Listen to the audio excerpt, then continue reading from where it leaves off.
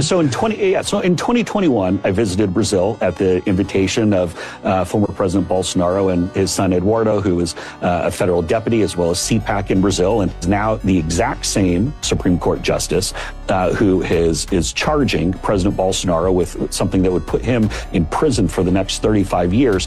And they've completely turned Brazil on its head.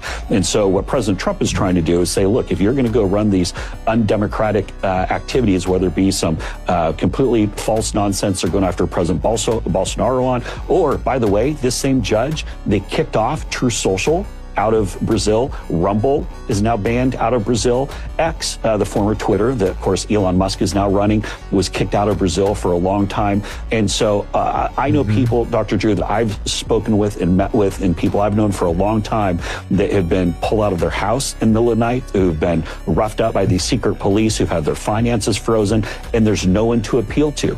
All the while, and here's why it matters, and I'm going to land the plane here.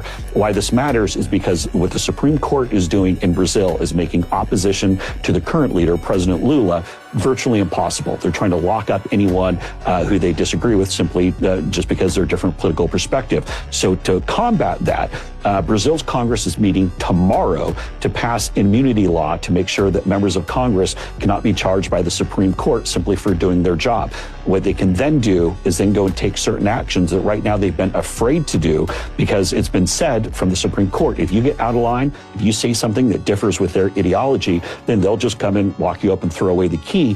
While this is happening, the reason why this is important is because now China and the CCP have massively grown their influence in Brazil. That affects America. That affects everything that we're doing in the Western Hemisphere. And so this Supreme Court Justice, Alexander de Moraes, the same one who detained me, the same one who's wanting to throw President Bolsonaro in prison for 35 years, is making it okay for the CCP to get a massive foothold in the Western Hemisphere. That's why it matters for Americans.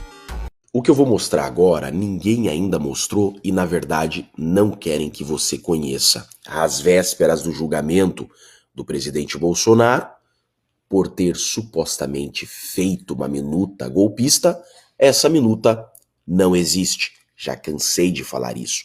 E pior do que isso, a acusação insiste que essa minuta existe. Eu faço um apelo à justiça brasileira.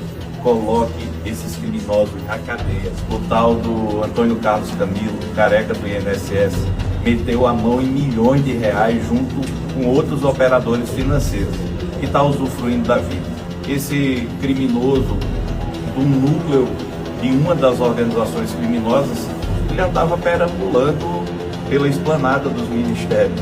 O povo também quer saber se houve efetivamente apoio de quem para um elemento como esse conseguir ter influência em várias ocasiões para retirar o dinheiro do povo sofrido brasileiro.